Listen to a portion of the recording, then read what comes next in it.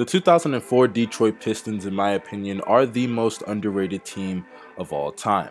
What's going on, y'all? It's your boy David here, and we are here to talk about the most underrated team, in my personal opinion, that has ever won a championship, and that is the 2004 Detroit Pistons. The 2004 Detroit Pistons comprised of a lot of players that were kind of outcast and misfits, and I'm not trying to sound like a comic book reader, but that's really what they were. A lot of players were journeymen, and a lot of players just didn't find a home on certain teams in the NBA, and they just so happened to land in Detroit altogether. But before I get started with how great and underrated this team is, make sure you drop a like and comment your opinions down below so I can know what you guys like about this video and what you don't like. Let me know everything down below in the comment section, and also hit that subscribe button and that bell to be notified after each and every single video that I post. The 2004 Detroit Pistons finished with a record of 54-28, and they were also second in the Eastern Conference, and being led by Hall of Fame coach Larry Brown, this team was very potent on the defensive side of the ball. Let's first start off with Ben Wallace. Ben Wallace that year averaged just under 10 points, 12 rebounds, as well as 2 steals and 2 assists, and though his field goal percentage wasn't good whatsoever at 42%, and his free throw percentage was much left to be desired, let's be honest here, his role was not offense. His role was his defensive presence, as in the paint he was a force to be reckoned with, as he made the first team all defense that year. But then we move on to another player in Tayshaun Prince, who also was not a great offensive player. That season he only averaged 10 points and just under 5 rebounds on 47, 36, and also 77 shooting splits. Though those aren't great offensive numbers, like I said earlier, that was not his role. His role was to be a great perimeter defender, and he was that, as even throughout his career, he was a 4-time all-defensive team player. Then you move on to guys like Rasheed Wallace and Rip Hamilton, who were really the most important offensive pieces on this team. Don't get me wrong, Chauncey Billups definitely did orchestrate the offense, but when you look at a guy like Rasheed Wallace, he provided spacing, not in the greatest way. He did shoot around 32% from 3, but regardless, the fact that you could put a player like him on the perimeter, especially at his position, you got to give him credit where it's due. And also you move on to another guy like Richard Hamilton, who was probably their best scorer that year, and averaged 18 points and 4 assists on 45 to 46% from the field. Did not shoot that many threes whatsoever. It's not like he was ever that great of a three-point shooter, but he also did shoot 87% from the free throw line. Richard Hamilton was definitely one of the biggest key reasons why they won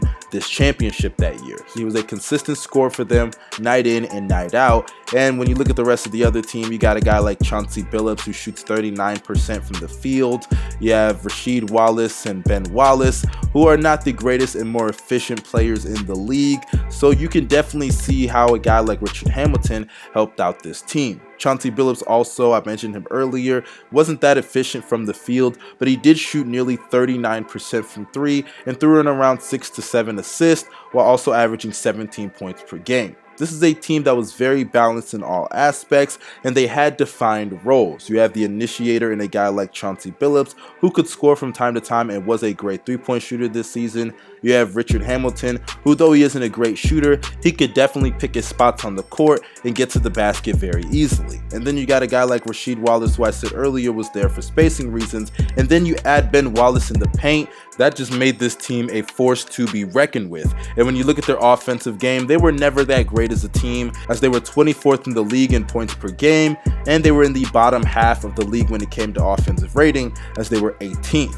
But defensively, this team was one of the greatest teams of all time. When it came to their opponents' points per game, they were second in the league. This is a team that could put up 90 points per game, but held their teams to below 84 points per game. You got to give them credit where it's due, and even in defensive rating, they were second in the league. When you look at what this team was able to accomplish without having a superstar or an all-NBA performer, that is ridiculous. A lot of credit goes to these guys for buying into the coach's system, and because none of them were superstars, I believe it was a bit easier for a guy like Larry Brown to coach this team, because with less personalities and less ego, gives more room for the players to buy into the system and the philosophy that the coach is trying to instill. So major props to Larry Brown and major props to those players for keeping their ego in check. But then we move on to the playoffs, where the Detroit Pistons had some of their best performances yet. You can look at the first round against the Milwaukee Bucks,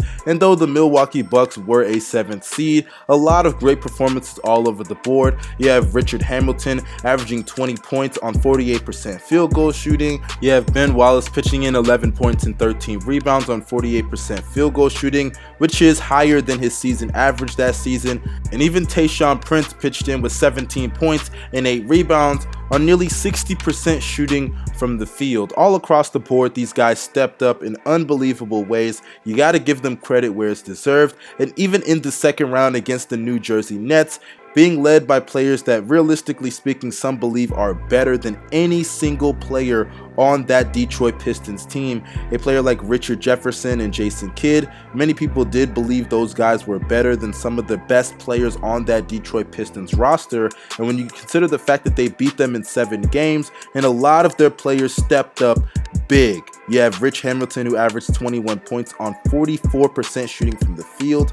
You also have Chauncey Billups, who, though he wasn't that efficient from the field, he did shoot 36% from 3 and averaged 15 points and 6 rebounds. Then you got a guy like Rasheed Wallace averaging his 12 and 6 on 44% field goal shooting, and Ben Wallace averaging 12 points, 14 rebounds, 2 blocks, 2 steals while shooting 46% from the field. So I definitely think that when it came to the playoffs, this team really was on the same page all across the board. You have the scorer in Richard Hamilton. You also have Rasheed Wallace, who is there for spacing reasons and defense, obviously. Ben Wallace protecting the rim. Chauncey Billups shooting the 3-ball just as good as he shot in the regular season and also facilitating very well. And then you got the coach implementing his system to the best of its ability. But then let's just move past the Eastern Conference Finals. Though I do know they beat the Pacers, I am trying to make this video not 13 to 18 minutes long. We move on to the Detroit Pistons versus the Lakers in the 2004 NBA Finals. That was infamous for the Lakers choking and losing to the Pistons in 5 games, but personally, I just believe that the better team won. Yes, I understand the Kobe and Shaq feud was there, and guys like Gary Payton and Karl Malone probably shouldn't have been on the roster in the first place, all things considered. But when you look at the Detroit Pistons and how they performed in that series, when you look at everything else leading up to that point as well, let's just be honest here, they just got outplayed. You got Chauncey Billups, who was locking up Kobe Bryant, who Kobe Bryant shot 38% from the field and 17% from 3. Meanwhile, Chauncey Billups, who was never that efficient in the first place, averaged 21 points, 3 rebounds, 5 assists, while shooting nearly 51% from the field, 47% from 3, and 93% from the free throw line. He ended up winning the Finals MVP, which was well deserved. And even when you go down the board, you got Richard Hamilton, who averaged 21 and 5 on 40% shooting from the field and 40% from 3. And then you move even further with a guy like Rasheed Wallace, who shot 45% from the field and pitched in 13 points and 8 rebounds. And though Tayshaun Prince did shoot pretty bad from the field and even from the 3-point line and from the free throw line, he did pitch in 10 points and 7 rebounds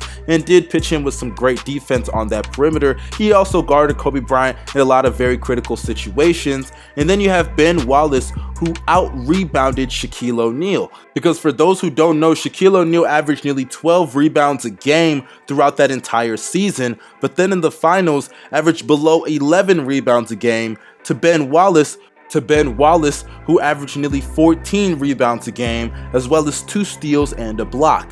Do you see what I mean when it comes to this team? This is a team that all across the board, they know their roles, and it's very similar to the Oklahoma City Thunder's team so far this season. This is a team that all had defined roles. They all had egos that they could be managed by the coach because none of them were a superstar. And I'm gonna be honest with y'all, despite everything that I just said, we will probably never see something like this happen again. Obviously, with super teams everywhere and duos everywhere in today's NBA. Which is why it is so special, and we need to be on a campaign for guys like Ben Wallace, guys like Chauncey Billups, and maybe even Richard Hamilton to make the Hall of Fame. I definitely think that those guys have strong cases. more obviously in the favor of Chauncey Billups and Ben Wallace. Richard Hamilton is kind of a stretch, but you guys get what I'm saying. All of these players stepped up when they needed to and had one of the greatest finals runs, which led to one of the greatest upsets in NBA history. This is your boy signing out. Make sure y'all have a great day. Hit that like button and comment your opinions. Hit the subscribe button and that bell. I am out. Y'all have a great day. Peace.